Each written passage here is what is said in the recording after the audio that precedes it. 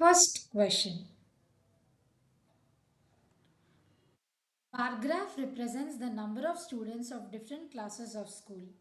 Observe the graph and answer the following questions. మనకి ఇక్కడ ఒక బార్ గ్రాఫ్ ఇచ్చారు.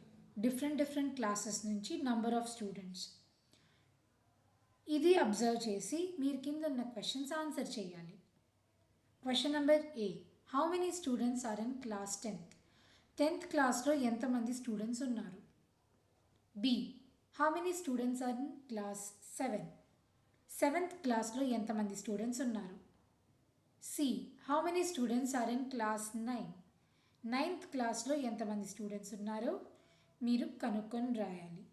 1 observing point, 1 unit is equal to 10 students. అంటే ఇక్కడ ఉన్న ప్రతి ఒక్క యూనిట్ 10 స్టూడెంట్స్ని రిప్రజెంట్ చేస్తుంది అన్నమాట.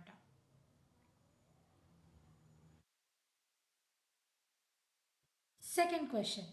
The tally chart shows the items sold during the weekends.